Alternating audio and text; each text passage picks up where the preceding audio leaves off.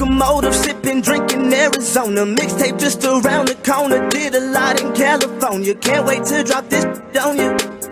Yeah, they gon' have fun with that. Smash like Songam in my song. All right, welcome back. It is Sunday night. Mark Dailey here from the Scuderia F1 podcast, joined as always by Mr. Tim Hauraney from the TSN Racing Pod. We're here to break down something which was an extremely eventful Hungarian Grand Prix. But before we get into that, Tim, how's it going tonight, sir? Yeah, not too bad, man. It's been better than Charles? Yeah. Better than anyone wearing red. Oh, that poor guy. Yeah, no, all good. It's been a very busy day, but I will take busy for sure. You, Hammy and I were on the Ringer F1 show. Yes. So that was pretty incredible. So shout out to them for having us on. Yeah, and everybody should check that out on Monday when it drops. Yeah, we'll definitely retweet those on our own social media channels at Scuderia F1 Pod and at Tim Hauraney. So make sure you give us a follow and catch all that good stuff as well.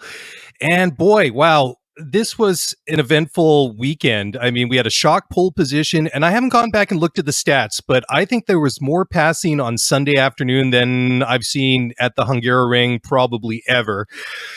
I mean, it's not a track where we see a lot of passing generally, but I think, I don't know if any records were set, but it must have been up there if they did.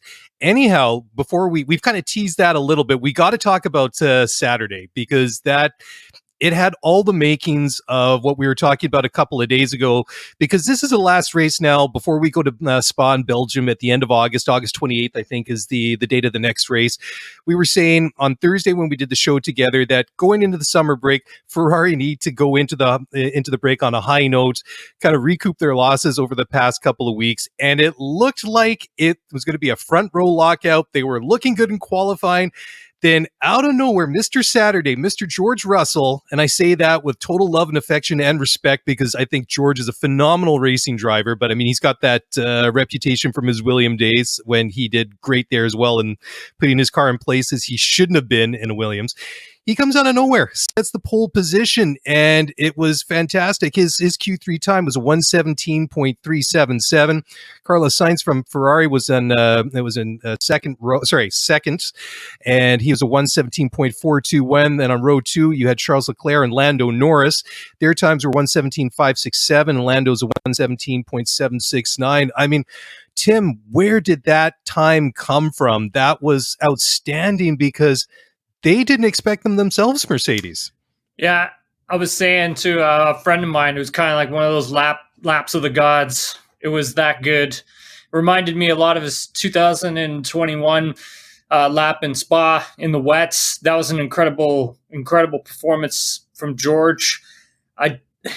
His lap on Saturday was perfect in terms of everything he could get out of the Mercedes. He got it out of it, and stitching together just a mistake-free lap.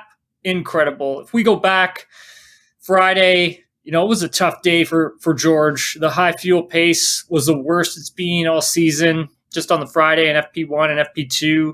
Then they took the wrong direction in setup as well. And then speaking with the team, they stayed there till past 11 p.m. on Friday night, just trying to figure the car out, trying to find a good setting for it. And then no dry running for George on Saturday morning. And the tires took forever to get into the right window. And then somehow he pulls out a lap that's absolutely incredible. I mean, one tiny little mistake, and there's no way he gets pole position. As for Carlos Sainz, heard from him afterwards, and he said, with a perfect lap, he could have been on pole, but it just took a long time for him to get the tires into the right operating windows. And then the same goes for Charles Leclerc. I mean, he just struggled massively in Q3. Tires were inconsistent to get into the right window, and he paid the price for it.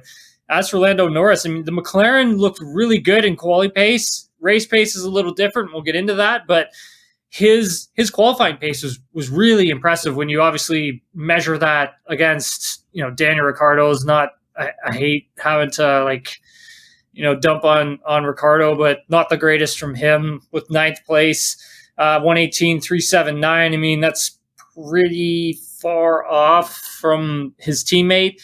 So, 6, 7 tenths is kind of where Daniel's been so far all season, sometimes a little bit more than that. And then the other one that really surprised me was Verstappen Dailey. I didn't expect him to be that far back.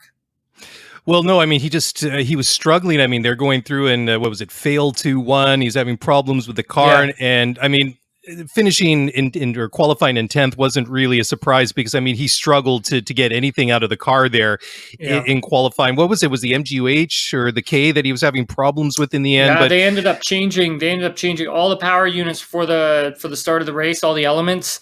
So yeah, they're going to be expecting a grid penalty at some point this season because of that. But I think that was a precautionary thing that Red Bull did for both Sergio and Max before the start of the race on Sunday. But yeah, just not a lot of pace. I mean, even his Q2 pace wasn't even that great. I mean, if he had have put together the same type of pace for Q3, he would have been like fourth or fifth, maybe at best. But then you're battling it out at that point with the Renaults because they were quite quick, and it was it wasn't Red Bull's day for qualifying, that's for sure. Well, it's funny. I mean, looking both at Max and Sergio, I mean, like you say, I mean, it was just a terrible day for them. And on Saturday, that is. But I mean, I didn't think that Max legit had a shot at any kind of results in this race till maybe lap 50. I was just like, okay, maybe Max is going to grow into this, but I'm kind of putting the cart ahead of the horse here. I just want to talk a little bit and go back and talk about Mercedes, because that W13, that must be such a frustrating car for them, because sometimes it does what they do when they expect it, not quite as well as they were thinking it was going to do. And sometimes it does really well when they don't expect it to do well. It just seems that whatever it is, they just can't get their mind around it. It never seems to perform in the ways that they expect it. It's such a head scratcher. And I mean, I know it's a radical concept that they went with this year, but it just this car, it just makes me wonder if they were able to figure it out right from day one, how different this championship would be. Because I mean, they've teased us at times this year, and I keep going back to Silverstone when Carlos said in the cool down room there, he said, "So are you guys back now or what?" and they just kind of tease every once in a while. But can you speak any more to that? Some of the challenges that they're having with this car? Yeah, absolutely. I mean, at the beginning of the season, it was a battle to try and solve porpoising and then the bouncing issues. The interesting thing is that the more they started to learn about it, the easier things got for them, because with porpoising or bouncing, it affects so much with the handling of the race car, because it's kind of like the first sort of domino to fall and a bunch of other dominoes. And the problem is that you need to figure out which domino is the problem so you can start working on it. So that was the biggest thing for Mercedes, is just trying to figure out, okay, we have porpoising. We think these are the types of reasons. We need to get this solved before we can go and work on this. And it was trying to figure out, which parts of the floor they really needed to adjust to get this thing to stop bouncing and to get the proper ride height for the car as well at the same time. And now that they've understood it, and now that they've, I don't want to say solved, because they still do get a little tiny bit of bouncing in some corners and on some straightaways that are a little rougher, but it's not as aggressive. It's not as fierce. I mean, it's you can manage it. The drivers can manage it at the same time. Now they can start to bring other upgrades to this car to make it a little quicker. I mean, they brought a redesigned front wing for this weekend. That helps with a number of different things, like turning the car into a corner. You can get more airflow directed at the floor. And then they ran a very high downforce rear wing. And then also they made changes to the beam wing. So they adjusted the camber on it as well to provide a bit more rear downforce. So I just think that now that they've solved all this, you're going to start seeing them bring more updates. You're going to see them maybe try different types of setups to see what kind of car they have. Because, a big thing about this one, Dailey, was when they came into the season, they were really pounding their chests over how strong this car was in the wind tunnel and what the numbers looked like and the CFD design and all of that. And then they put it on the track and it became something totally different. So for Mercedes, it's kind of like, I think they need to still keep learning what they have to understand if it's really going to be competitive, for next season, or are they going to start to, or are they going to start to converge this car with something that looks a little similar to like a Ferrari or the Red Bull? It's interesting because we're going into this month-long summer break now. It's a great result for them this weekend. I know that Lewis obviously didn't qualify that well in 7th on row 4. So, take that for what it is. George deserves all the props that he deserves for that pole position. But this was a track that, you can pull off something like that if you're Mercedes, because you can have eye-wateringly fast straight line speed like the Ferraris, but on a track like the Hungaroring, it doesn't really mean anything because you've only got the very long start-finish straight, and then that's it. So now we're going to go into 3 very, very interesting races on the flip side of the break here. First, we're going to Spa. Very big, long, fast circuit. Then we're going to Zandvoort in Holland, which is another tighter, twistier, more technical track. And then after that, we're going to Monza, which is basically flat out the entire lap, which is kind of crazy. So at least it should give Mercedes some kind of benchmark to see where they are. Hungaroring, it's an interesting kind of track. It's not quite as bad in terms of Monaco. For overtaking, and it's got similar kind of characteristics to Monaco, but it's different in some other regards. But it'll be interesting to see how it plays out on the flip side. And I think come middle of September, we should have a pretty good idea where this car and this track that they're going on with their development is going.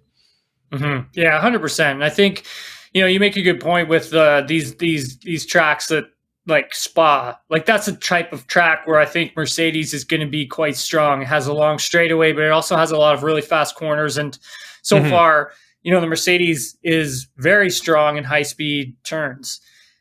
Once we get to kind of Zandvoort, it's a different type of story there. And then I think Singapore as well will be a different type of track for them. That could throw up some difficulties.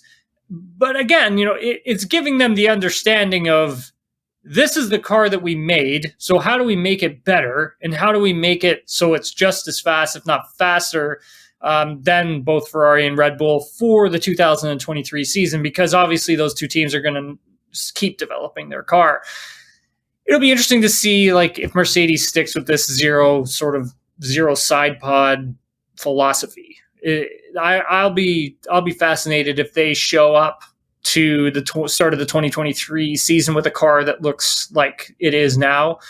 I have a feeling it'll converge more with what a Red Bull and what a Ferrari could possibly look like, using the bodywork to create a little bit more downforce. We're really starting to see that now with a lot of these cars. If you take a look at the Ferrari, for instance, using that bodywork to try and create some downforce as well at the back of the car with those.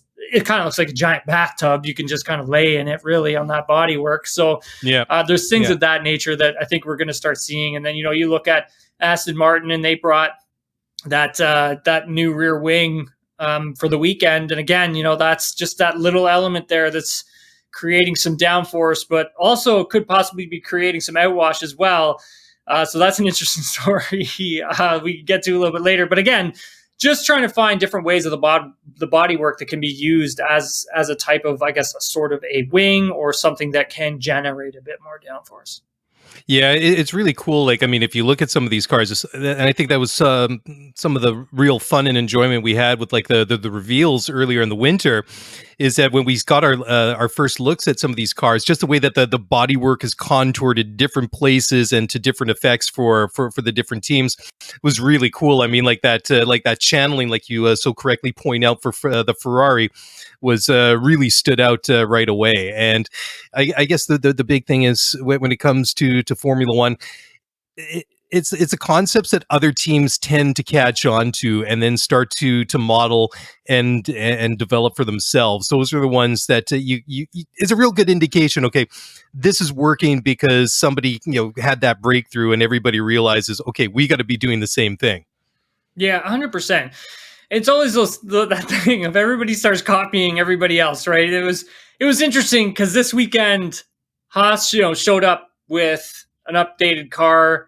They gave it to Kevin Magnussen, and everyone's calling it the WF, the white Ferrari. But I mean, at the end of the day, it's kind of like, well, I think they're all going to start to converge and start looking a lot like each other. Like, let's take a look at like what Williams did. They have a total overhaul, right? So they had a total overhaul to their car, and they came back, and it looks something eerily similar to the AlphaTauri and the Red Bull as well. So I think, these engineers have figured out some of the best ways of getting the most downforce out of this current regulation. I'm not too sure if Mercedes is what it's supposed to be. I think you might see this car look a little bit different come 2023. I think at the end of the day, they've taken this route, they've spent the money on it, and I think they have to see it through. And I think that has to be the philosophy of, let's see what we have and how much actual performance is in this car. Yeah. But yeah, Formula One, Dailey. I mean, eventually these guys are all going to start looking the same.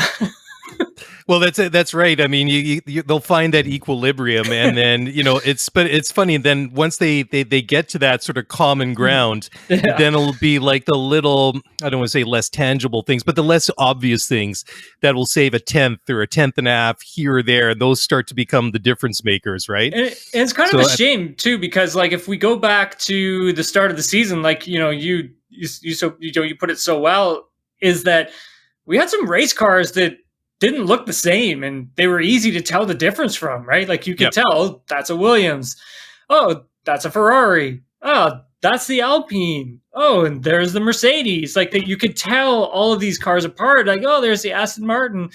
So I think that for me was really cool, because I remember sitting in the press conference room in 2019 at the U.S. Grand Prix in Texas at COTA.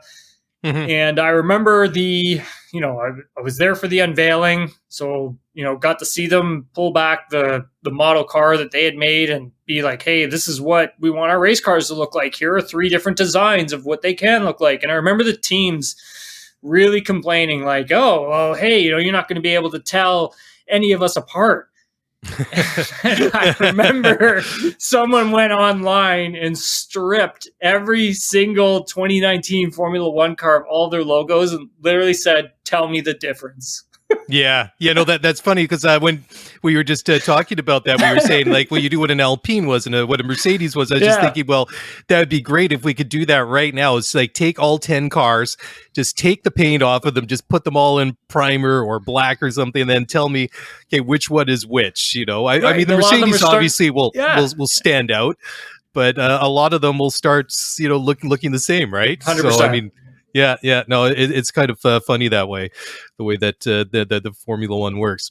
But hey, let's go now and talk about the race itself, because obviously, for big reasons, that's where all the headlines were made. But I want to talk, before we talk about the drama and the race itself. So, of course, you got, I was going to say Charles on pole, pardon me, George on pole, you got Carlos in second, and you got Charles in starting in third, right behind George. And I was thinking to myself, if you're George and you're heading down into turn 1, who do you pick to fight? Who are you going to like try and defend against?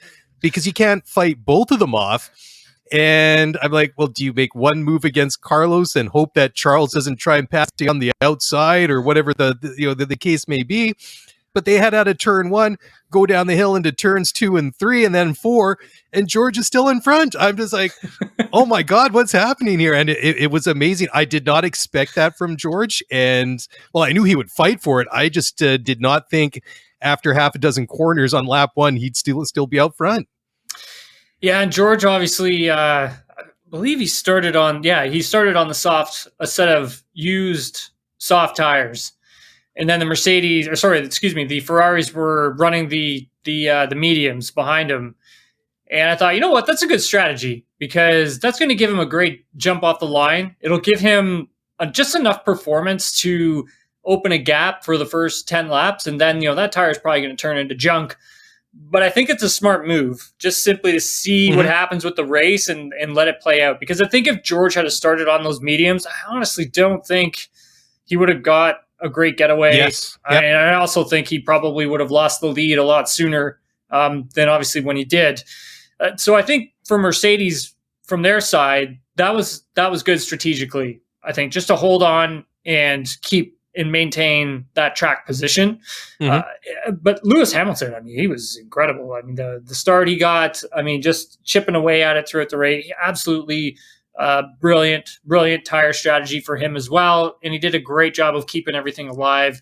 And obviously that's why he's a 7-time Formula One world champion. And I think for George, like, he still has a lot to learn when it comes to that. But again, he's learning from the best. And Dailey, I can see George getting a win this season. What do you think?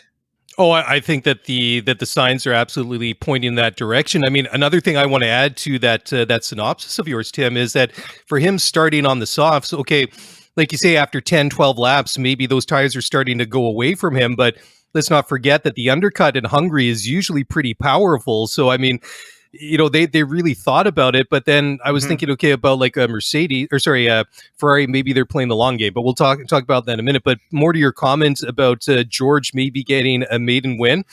I mean, what has this guy not done right so far this season? Obviously, Mercedes is not dominating. They're not winning races, and they're not, crushing everybody else in qualifying like we've become used to over the past 8 or 9 years or whatever it is. But I mean, he's done a really, really good job where Lewis has struggled with the car. George he's qualified better. He's had some better results in the races. I mean, Lewis has pulled himself back into this championship to a certain extent. I mean, it's really kind of taken him a while to find his feet. But, if you, well, I mean, I guess you're asking me right now. So, I mean, based on what we've seen so far, if you're going to say to me which one of those Mercedes drivers wins a race first, yeah, I'd absolutely go with George. I mean, I think that he's feeling it. I mean, I think that he's just, and I think that's where that experience with Williams has benefited him, because we mentioned it off the top there. He was Mr. Saturday. He was able to take that car out of Q1 into Q2, and he did some impressive things on Saturdays in qualifying over the past couple of years that he really shouldn't have done, considering how ungood how bad those Williams cars were. So I mean, I think they were bad. So I think that's really kind of it's giving him another skill set to work with. I mean, Lewis, and not to take anything away from a guy with his record and his resume, but he's had good cars to work with. So George is kind of used to these challenges, and I think he's done a great job this year. And it would be a wonderful story. I mean, it would be headline worthy if a Mercedes was going to win a race this year. It would just be that much better if it was George that was going to make it. And I'm really excited for next season with these two, with George and Lewis, this driver pairing at Mercedes. And I'm interested to see how Toto Wolff can deal with all of it, because I think he's going to run into some headaches later on down the road. At some point, I don't want to say the gloves are going to be off between these two, but at the end of the day, they both want to win a championship, right? Lewis is chasing history, and George is trying to will be trying to get his first. It will definitely push this team, and it'll push the performance. It'll push both drivers, and George's capacity to learn and kind of take everything to another level will grow, and he will eventually become a very great driver later on down the road. But I will just be interested to see how Toto Wolff deals with all of it. That's going to be fascinating, I think, to watch next season.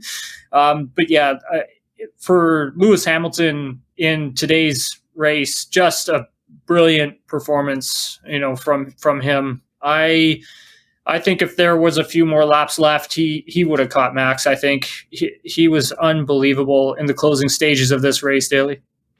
There were so many, like, for as many bad headlines that were made once again by Ferrari, there were so many good headlines that were made by other drivers, like George, like Max, 100%. like Lewis. I mean, it was a pretty special race in many aspects.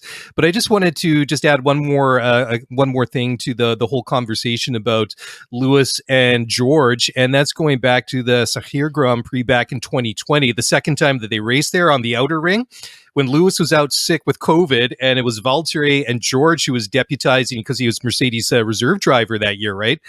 And just right at the start of the race, going into turn one, when he got his elbows out and pushed his way past Valtteri Bottas, I mean, there was no question then that he was going to play second fiddle. He's like, you know what? I'm driving in a Mercedes. I'm here to win. I don't care if you've been at this team for 5 years or whatever it is. I'm going out here to do what I need to do. And if that means I got to push you out of the way because I want to win this race, then, you know, that's your problem, not mine. And I mean, of course, he was still, I guess you could say, what is the word?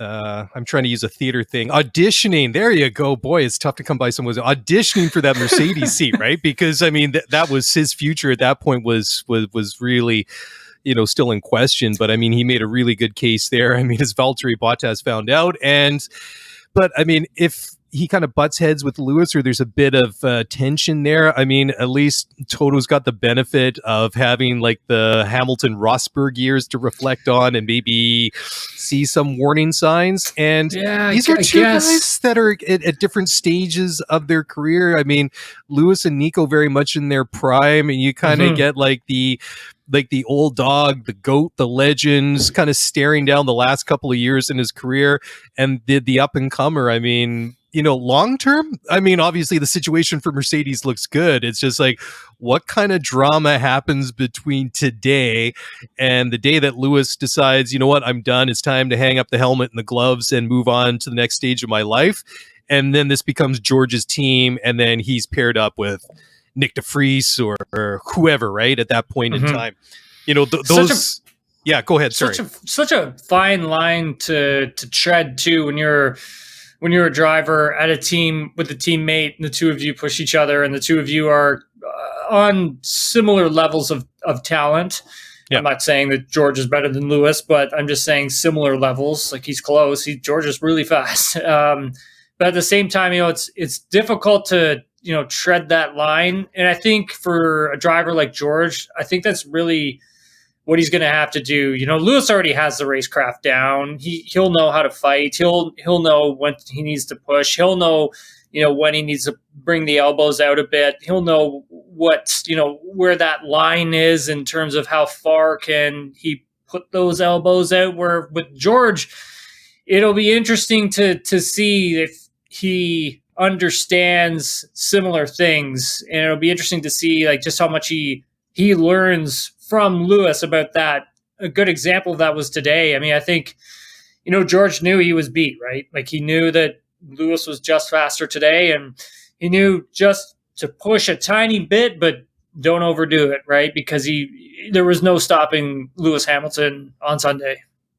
You know, it's interesting, too, when you look at the ages of some of these drivers, and I think it's maybe because George took a little bit longer to graduate into that top-level tier seat. I mean, I sometimes get the feeling he's a little bit younger than he is compared to, say, your Max Verstappens, your Charles Leclercs, your Landos, and guys like that all kind of in that similar age group and that similar class, right? Because they got like the bigger drives a little bit sooner than anyone else. I mean, you look at George, he's 24. Charles is also 24. Max is 24. Lando's only 22. I mean, that's kind of a bit of a mind blower. Mick Schumacher, 23. But, you know, the thing is, I don't want to say that George was languishing at the back of the grid in Formula One. I mean, he did well, I think, when he got that seat at Williams. It's just he needed to be more patient than some of his other classmates to get the drive that his talent deserved. And I still feel, rightly or wrongly, that he's still kind of like a diamond in the rough. We know what Max is capable of. We know what Charles is capable of. Lando, to a certain extent, we know what he's capable of. I mean, certainly he's not driving a Red Bull or a Mercedes or a Ferrari, but I mean, he's done some pretty impressive stuff in the McLaren the past couple of years. George still kind of surprises me from time to time because as good as he was qualifying in the Williams days, a lot of his talent and his abilities, I think, were lost during the race because he just didn't have the car underneath him to really do the things that he wanted the car to do and to push it and really, to see us what he was really made of, because he wasn't necessarily also getting the screen time because he might be back there in P14 or P15 and we're like, okay, that's great. George, he's one for the future, but show me Max and Lewis, or show me Charles and Lewis, or whoever's fighting for the lead in this race. I'm not really particularly interested in George right now. The point is, I think that there's a lot of room for this guy to grow. And I think we're going to see that unfolding, not just this year, but in the years to come. And I think that, if you're a fan of George Russell or just a fan of Formula One in general, I think it's got to be an exciting time, because the question is how much more is this guy going to grow, and where's the ceiling for George Russell in terms of potential and talent? Yeah, I think that's the thing, right? When you're looking at who George is going to be learning from, I mean, he's soaking up the information, from Lewis. I remember sitting down and he and I were actually, chatting about it. And I literally said to him, like, you get to sit down and learn from a 7-time Formula One world champion every single day. I said, what is that like, man? And, he was just explaining to me like how fortunate he was, like, just to be in the position that he was in, but also to like have on hand one of the greatest F1 drivers of all time as his teammate to take note from. Like, I mean, that's such a huge thing for him to have, like, just a fountain of knowledge sitting right beside him every day in debriefs, and seeing how Lewis goes about the job and learning the dedication and commitment Lewis puts into it. Not saying that George doesn't do that, but it just shows, it'll show him just how much further he needs to push. It'll show him his faults. It'll show him what he needs to work on, both personally and professionally. And I think that's huge. And I think the room for George to grow is massive. That's why Mercedes has him. That's why Mercedes put him in the car. And he's their star of the future. Let's not kid ourselves. So I'm excited to see what these two drivers do in the next few seasons. We'll see how long Lewis sticks around for. I know we were talking about this last time on the podcast, like how many years we thought that Lewis was going to be hanging around. Yeah, Formula One. So that to me will be interesting to see what happens between the two of them in the next few seasons. Does Lewis kind of back off the throttle a bit after he gets his 8th and kind of shows George the way, or like what actually happens there? But today during the race, one of the most exciting points for me was, riding on board with Lewis, listening to the in-car audio and just hearing him wanting to know how far away Max Verstappen was. Because I was like, that is awesome. You could hear it in his voice. You could hear that I want to kick this guy's rear end. Like, you could hear him seething in the car, wanting to get as close to Max as he could. It was great. I loved it because it's just like, you know what? I mean, as toxic as that rivalry, was in 2021, I still just watching the two of them would going toe to toe again. I don't know, Dailey, about you, but I just would love to watch the battle again, Oh, totally. I mean, as nasty as it got at times last year, I mean, it also made for compelling viewing. And it was just like, I mean, these are two guys that are incredibly talented drivers. I mean, Max, clearly one of the best of his generation. Lewis, clearly one of the best of all time. They had two incredible cars last year. And that's what kind of makes, I wouldn't say this year a disappointment, but the fact that, up until now, Lewis hasn't had the machinery. Yeah. This is a good segue. It is, right? Because Ferrari clearly aren't going to deliver, but it's just a shame that up until this point in the season that Lewis hasn't had the machinery to compete with Max, because I think I know for a fact after Abu Dhabi last year, everyone was like, okay, let's get this winter over with. Let's get back to racing. Let's get to Bahrain. Let's get these guys back on the track. Come on, round 2. Let's go. And unfortunately, it just hasn't quite played out that way. I do want to talk about Ferrari, but one thing, I was talking about listening to radios and being on their comms. One thing that really surprised me was the double overtake of Danny Ricciardo was probably his only highlight of the entire weekend, is when he passed both Alpines after the pit stop there, and the fact that Fernando lost out on that. I went back and watched that a couple of times, and if that was me, I would have just it would have been all bleeps and all that. Surprised. I was so surprised at that, but I went and watched those couple laps. I dialed it back, and Fernando's radio channel was clear. There wasn't anything. There wasn't a groan. There wasn't an F-bomb. There wasn't a string of expletives that would have made a sailor blush. It was incredible. Just the silence. Obviously you picked up on it as well. Yeah, I was expecting something after that, so I went back to take a peek.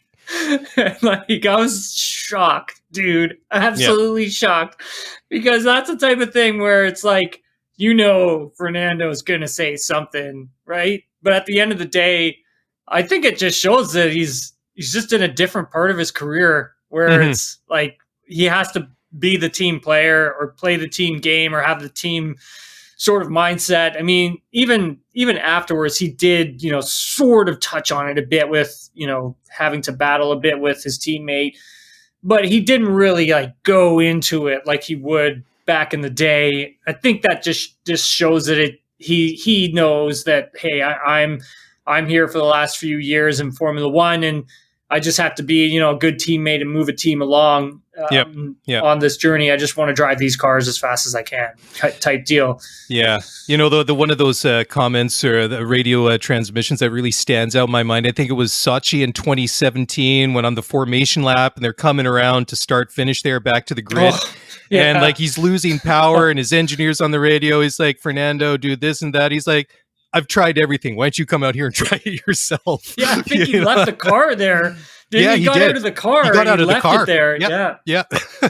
That's sort of like a peak Fernando at his I don't give an F kind of era of his life and career. But certainly, like you say, he's mellowed in his life. Now, talking about a guy that probably isn't very mellow this evening, number 16, Charles Leclerc, who kind of sort of mathematically had a shot at the championship coming into this weekend, even though it was probably about that big. And, for those of you listening to the podcast, I held my fingers and thumb about a quarter inch apart. But anyways, I guess it would have been bigger than that. It was more of a long shot rather than a short shot. But boy, if there was a hope for Charles Leclerc in the World Championship, I think that's pretty obvious to say that's gone.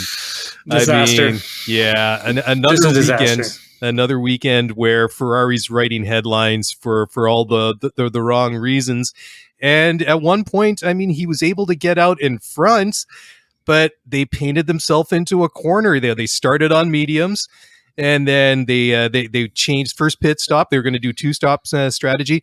First stop, they put them onto the mediums. And then, where did that really leave them? Time for stop number 2 with probably just over half race distance left, maybe about lap 40 something. I mean, you're not going to get to the end of the race on 30 something laps in Hungary on soft tires. It was always going to be the hard tires. And sorry, go ahead. Actually, Dailey, the way, so it was interesting. At the end of the race, Red Bull revealed that they actually changed their strategy just before the lights went out. So on the way to the grid, both Sergio and Max were on the soft tire, and they were having one hell of a time trying to activate it, generate some heat into that tire. And just them telling the team that, they ended up changing that whole strategy because Red Bull was going to start the race on a set of hard tires. And then they opted to not do that simply because of what happened to Max and Sergio on that way to the grid. You know what? And there wasn't many teams who opted to really go for that hard tire compound because they just knew how difficult it was going to be to get into the right operating window. I mean, I was on the Ringer podcast, and I even said it on SportsCenter. You know, before the start of some of these races, you know, the media can get access to a race guide pamphlet, right? And inside is essentially data that's been accumulated from the free practice sessions throughout the weekend. And it kind of like puts things together where like, okay, this is what teams could do. This is also what teams could do. This is what the tires are telling everybody on the teams. And the first point that's in this document, the very first point, is the hard tire is experiencing warm-up issues in the cooler conditions. The soft is experiencing graining, which means tire management is going to be key during the race to ensure the tires do not exceed their performance life. So we had cool temperatures at Hungary daily, and track temperature was cool. Ambient temperature was cool. You saw Alpine, the Haas, they went to the hard tires first, and they dropped like a stone. And Ferrari had to have seen that. They had to have. And like, I get it that, you know, if you're Ferrari, you are running like a load of downforce on the car, but it's still not enough. And even if you think it is, you have to get that strategy so right. And you have to make sure that tire gets turned on within a few laps. I mean, it was taking Charles Leclerc 7 laps to get the medium compound into the right operating window. I mean, and that tells you something, right? I mean, that tells you something right there where it's like the hard was never going to work. Charles Leclerc had 3 sets of scrubbed soft tires. So on that after that first stop where they slapped on the mediums, they should have left him out there longer. Don't try and cover off Max. Just leave him out there just a little bit longer, because he was even saying, you know, there was still a lot of performance left in the tire. And so then you run him long, you bring him in, you put on a set of those soft scrubs towards getting closer towards the end of the race, and you just let him fight it out and see where it ends up. Like, maybe he doesn't come away with a win, but he sure as hell comes away with a podium position, or at least fighting for a win. And that's what you got to do. You got to be aggressive. I mean, that's what Red Bull does with their strategies. And at the end of the day, it kind of seemed really conservative. And I don't know what your reaction was, but I literally, as soon as they came in and they strapped on the hard tires, I literally jumped off my couch and I was just like, what are they doing? Like, hard tires right now, are they not seeing what's happening with the other teams? Like, that tire sucks. Like, I don't understand. Like, why are they even going? Well, it doesn't really matter what I think. What my reaction was is I've got like a clip here of Charles's actual radio comms here of when he put those tires and got back onto the track. So here it is. Go! So there you go. There you go. That was Charles. But, you know, joking aside, okay, obviously that wasn't Charles Leclerc. But I mean, I went back after the race and went in after that pit stop. In the laps afterwards, he was like, "These tires are bleep. These bleeping tires are bleep." I mean, he's going backwards through the field, but the same thing that when they brought those tires out, and very much like on the race broadcast, I can't remember if it was Crofty or Martin said, "Did I see like a flash of like white banding on those tires?" I'm like, that's what I was like too. That's what I saw too. I was just like, you're not bringing out the hard tires. And then, because I was thinking too, because like you say, like the ambient air temperature and the track temperature was cooler than usual, because Hungary, sometimes it can be stinking hot there. Like, it's like sort of like mid to high 30 centigrade. Track temperature is also like through the roof. But today, and like also during qualifying, it was still like high 20s, but it's not as hot as we've seen it in the past. So, I mean, just from, you know, a tire choice is just like, you know, this just does not seem, you know, logical, right? I mean, the quote that I have here from Mattia Binotto is, quote, "When we fitted the hard, our simulation was that it could have been a difficult couple of laps of warm-up. It would have been slower to the medium for 10 to 12 laps, and then it would have come back and been faster at the end of the stint, and it was a 30-lap stint. We were trying to protect the position on Max. It would have been too long, certainly, for the softs. Yes, it would have been difficult at the start of the stint, but it would have come back by the end," end quote. I mean, sure, I saw the logic in it, but I mean, they obviously knew it was the wrong choice, because at the end, they still brought Charles in to put the softs on, but by that point, it was way too late. You know, it's like closing the barn door after the cows have run off. And I mean, at the end of the day, they don't even get a podium out of it. I mean, you got Max, you got the 2 Mercedes and the 2 Ferraris.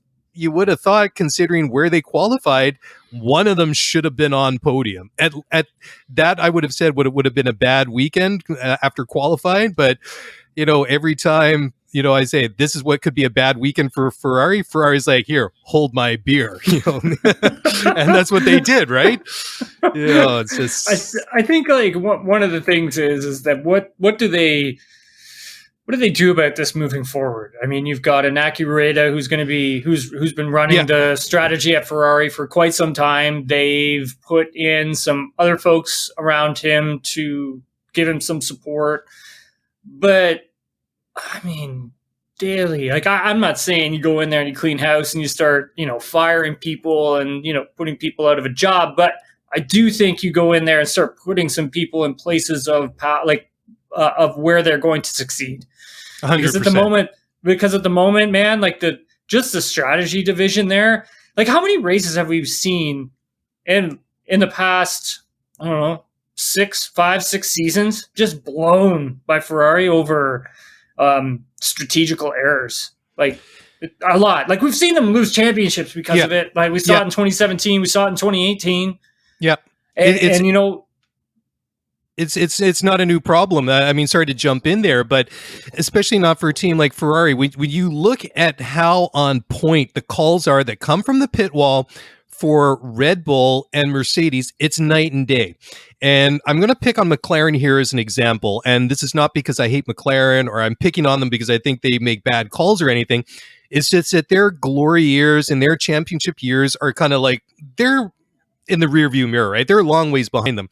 If McLaren was in this conversation, let's say this year it was Red Bull, Mercedes, and McLaren mucking it out for the championship, and this was Lando or Ricciardo, and they made that bad call, you could say, okay, well, this has been a long time since McLaren's been up at the front of the racing order, fighting for race wins, fighting for championships. A lot of that brain power isn't with the team anymore. They're learning some of this on the fly. But when that, you take that, you switch that around, and instead of McLaren, you say this is Ferrari, then that doesn't compute anymore. This is the biggest racing team in the world, the most successful Formula One team. This is a team, like you say, has lost races and championships before in obviously recent memory, as in this afternoon and last week and the week before and in the years gone by.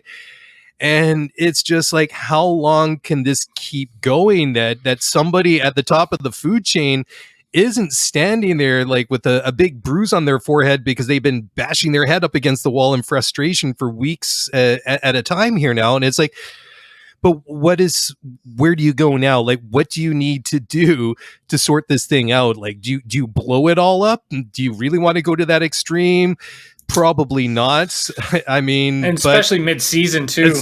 Exactly. But how much longer do you wait? Because at least if you start making changes now, okay, sure, you're hoisting the white flag and saying, okay, we're giving up on 2022 to a certain extent. I mean, this championship is beyond us, but at some point, like when it comes to car development for the following the next season, at some point you're going to have to think, well, we got to start making changes now, because we don't want to be in the same position next year. We want to have everything in order for next year, that we've got time to integrate new people into new positions or reassign people or do what we need to do. Maybe we need to streamline operations. I don't know. I mean, I don't have a crystal ball. Obviously, I'm not sitting there in a position of knowledge or power at Maranello, but you would have to think at some point somebody's going to have to make some bold decisions, and you'd have to think there's got to be a best before date to start making these calls. And this has to be it too, right, Dailey? I mean, this was a huge mistake. It was big. I don't care what anybody says. I mean, this was a big one. Yep. It was a big mistake. Sure. I'm not a race strategist. I just play one in real life. No, I'm just kidding. I am not a race strategist. Nor do I, know that side of the sport intimately well. But I have the knowledge enough to know when something is a huge mistake. Huge. Like even in the moment, Like I understand, like I know what's going on, right? It just adds to, my experience as a racing driver, right? Like I can see it immediately, and immediately I know. But at the same time, it's like come on, like if I can see that from sitting on my couch here, like I mean, like come on, like I just if you're Ferrari, you have to take a look at it. You have to do some sort of an investigation as to what's going on here and what's happened over the last, a few seasons here in terms of our strategy. Like, what are we doing? What's going on in that department? And find out and see what you need to shuffle around. I'm not saying you go in there and you clean house, but if you got to move some pieces around, move some pieces around. Yeah, I don't disagree with you at all there, Tim. I mean, it's just gotten to the point that they lack credibility now in my eyes. And when it comes to Ferrari, that seems like a very illogical thing for me to say. It's just like, but I mean, they have such a reputation now. It's just, it just defies logic that it keeps going on like that. And that's why I say somebody somewhere that has like a position of power within that organization has to start making some brave decisions, because they shouldn't be in this position. Like I say, I mean, this should be a team that came out of nowhere, or a team like McLaren that finds himself back at the top and has to learn how to win races again. Ferrari should be the example, and the gap, like I say, between where they are operationally, like on race day, and the calls that they make on the pit wall compared to up and down the pit lane at Red Bull and Mercedes it's just mind-blowingly different. And I don't know how you can even really consider yourself in the same league. And the sad thing is, we know that this is a pretty good car. We know that this car has got pace. Oh, it's a really good car. And that's the frustrating thing about it, is just the self-inflicted damage that they've done, over the course of these, 12 or 13 races now. It just, it's mind-blowing, dude. It really is. 100%. And it falls on the shoulders of Mattia Binotto at the end of the day. Sure. He's a guy absolutely. That it comes down to him, and what does he want to do moving forward? And he's a team guy. He's a team player. I think I like how he protects everyone on the team. Rarely do you ever see him. I've never seen him throw someone under the bus at his team, even the drivers, team personnel, and nobody. Never seen it. And he's a Ferrari guy. Right, like that's where he started his career a long, long time ago. He's been at that team for so many years. He's been there forever, and he's come up through the ranks. And I think he's done a great job of getting their house in order after Maurizio Rivabene was let go, and that was a big task to do. Just that alone, to get in there and really just tidy things up, get more of a team atmosphere happening within the factory, within the team that goes to the track, because I think they were missing that. They brought in some really good personnel as well, even on the PR side. I mean, their PR is incredible now. I mean, the folks they've got there on that side, they are absolutely brilliant. I think for Mattia, it's kind of he needs to take a strong look at that strategy department, and he needs to think about what he's got going on in there, what he needs to do.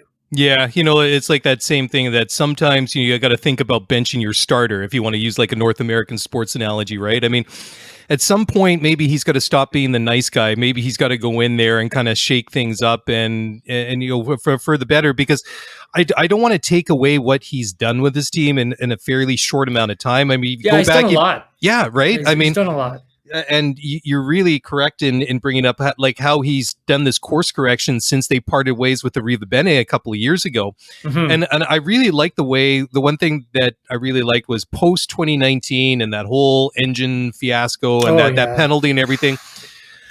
What I really like is how they tempered expectations. And I know fans didn't like it. The Tifosi didn't like that sort of, I wouldn't say defeatist attitude, but they were realistic, saying, okay, we're not going to be competitive this year or next year, but we think we'll be competitive by, and, I think they were saying 22 or 23. And sure enough, we come into this year and they got a really, really good package. And it's just all these things that, like I say, are self-inflicted, which makes it so. And I mean, and the question is the details, right? Exactly. It's that details. I mean, if you go down to Mercedes, like they run like clockwork, baby. Like they are like on it, and it's those little tiny details, the attention to the details that have gotten Mercedes so many wins, so many championships. If you go down to Red Bull, like they know what they are, right? They know usually with their strategy, man, they're aggressive. Like that's what they are. They're that's the what kings, they do. the king of the double stack, right? How many times have they who can pull off a double stack and who can pull it off so many times and come out and with an advantage? And I mean, it's Mercedes is brilliant at that. Yeah, like they're brilliant. It's like these things that Red Bull and Mercedes do so well. That's where Ferrari needs to get to.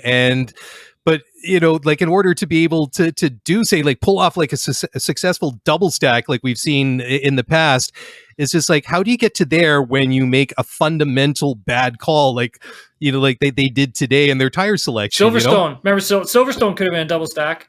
Exactly, right? And that could have been a double stack. I don't care what anybody says. That could have been a double stack. It could have been. And probably should have been, right? Yeah. And I think that's the one thing that just drives everybody bananas, like these, what's the word? I guess couch quarterback or couch strategist or whatever we all are, Yeah, that's exactly what I but it's just it's kind of mind-blowing. But let's take a look now, because there's some other interesting drivers and cars here in the final race classification. Our podium was Max, Lewis, and George. You had Carlos Sainz for Ferrari P4, then Sergio P5.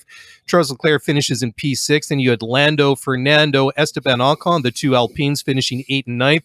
Seb Vettel, after announcing his retirement a couple of days ago, comes home ahead of his teammate Lance Stroll. Seb gets the last points paying position. Want to talk quickly about Aston Martin. Lance finally makes it into Q2 after not making it into Q2 for a good number of races. Sebastian doesn't make it out of Q1. But at the end of the day, P10 and 11, not a bad result for the Astons. I mean, all things considered, it's been a rocky season, but once again, race day, I think that's a result that they should be fairly pleased with.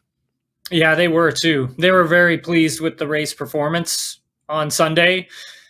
Still struggling to try and understand what the qualifying package looks like on this race car, because obviously it's still kind of new, right? I mean, they got that huge upgrade in Silverstone, and they also got another one in Spain, and still just trying to figure this out, just really trying to sort out what do they actually have here.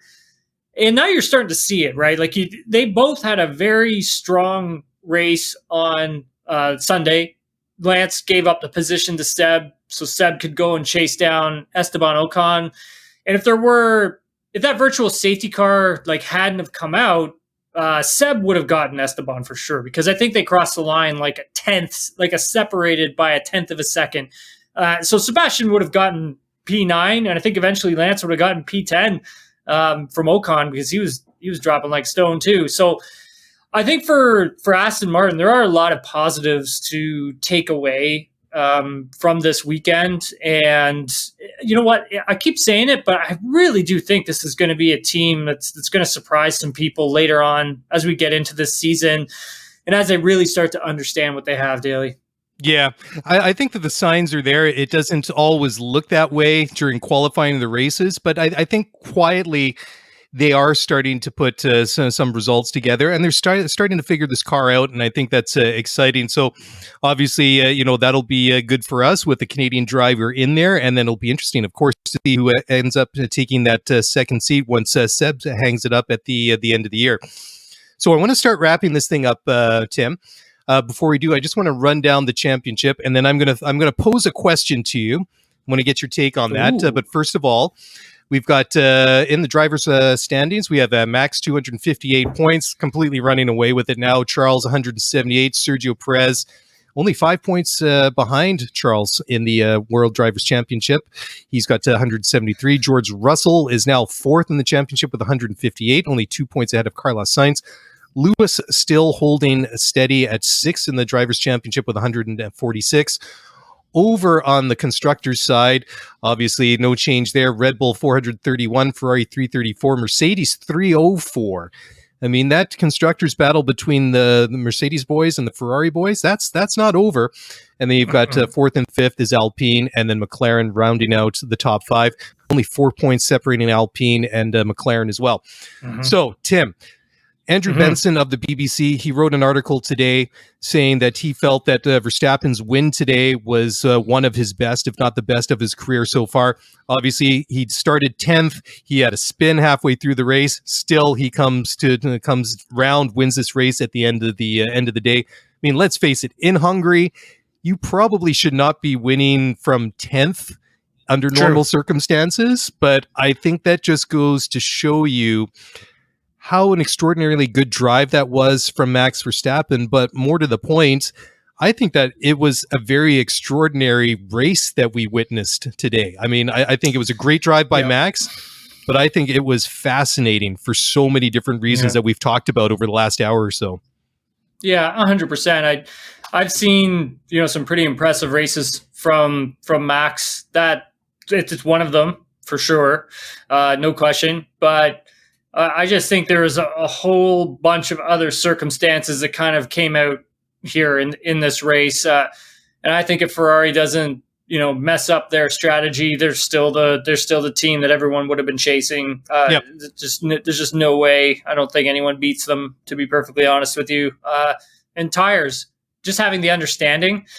And I think that was one of the things that for a lot of the teams was trouble for them to wrap their heads around coming into this race, was just the understanding of, okay, what are the tires going to do in this race? Because they never got enough running on them. And it turned out that the hard compound was just, unusable. Just you couldn't use it. And so I think all of those factors combined for us to see what we saw. It was kind of like George's pole, right? I mean, like everything had to go perfect for him to get that pole position. Like you had to have, Carlos had to have a bad, sector 2 or sector 3, and so did Charles Leclerc. And clearly, that's what happened. And, George was just able to kind of put it together, the whole entire thing. Where in this race, it's kind of similar. And I've seen some performances from Max. Yes, that's one of them. It's probably not going to be one that stands out in my mind when we talk about performances from Verstappen at the end of the day. But I agree with you. This is just one of those really different type of races, man. Yeah, I certainly don't think any of us expected that this morning when we sat down to watch this one, but it was definitely worth it. And I don't think, that I've gone back and dialed it back to so many different parts after watching it to go and see exactly what was happening in the cockpit, what the comms were like between the driver and the pit wall. It was really, really fascinating. Hey, Tim, thanks for doing this tonight. It was good fun as always. Before we go, let everybody know where they can find you online, social media channels, website, and all the good stuff. 100%. Thanks very much for having me, Dailey. This was a lot of fun. I love it when we team up for these things. Yeah, me too, man. If anybody wants more from me, you can get me at Tim Hauraney on all forms of social media. Also, did some work for SportsCenter this past week, so some of that content can be found on tsn.ca's auto racing page. Also, check out the Ringer F1 show. Did a podcast up on there with Mark Daly's co-host, Mark Hamilton. It was a lot of fun. Really appreciate the Ringer F1 show having us on. That was great. And check out my podcast, TSN Racing Pod. You can get it wherever you get your podcasts. Head on over to Apple Podcasts. Please subscribe, write a review. Give a rating. Let us know how we're doing. And we have IndyCar driver Alexander Rossi on. Sweet. For this episode that's going to be dropping on Monday. Cool. So that'll be great. Rossi's just coming off a big win on Saturday at IMS, and check out some IndyCar stuff. It's pretty great. Yeah, I love Alex Rossi. Can't wait to hear what he has to say on the Racing Pod.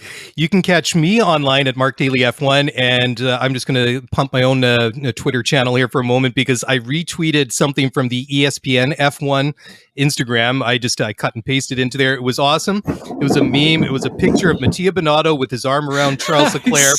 The first quote was, and Charles was saying, "Mattia, this is the worst day of my life." Second picture, Mattia's wagging his finger saying, "Correction, this is the worst day of your life so far." I thought it was brilliant. I thought it was cheeky. I thought this is what memes and this is what social media is all about. So go check it out. And props to ESPN F1 because I thought that one was on point. Anyways, you can also find us on Twitter at Scootery F1 Pod, and also all the different podcast platforms, Apple, Spotify, all those good places. And you can also send us an email at scooteryf1pod@gmail.com. That's it. That's a wrap. Tim, thanks again as always, buddy. It was a lot of fun. Yeah, thanks, pal. Enjoy the summer break. We'll catch you after. Absolutely. And everyone, lots more content coming from us over the next couple of weeks. So stay tuned and enjoy your week. Bye for now.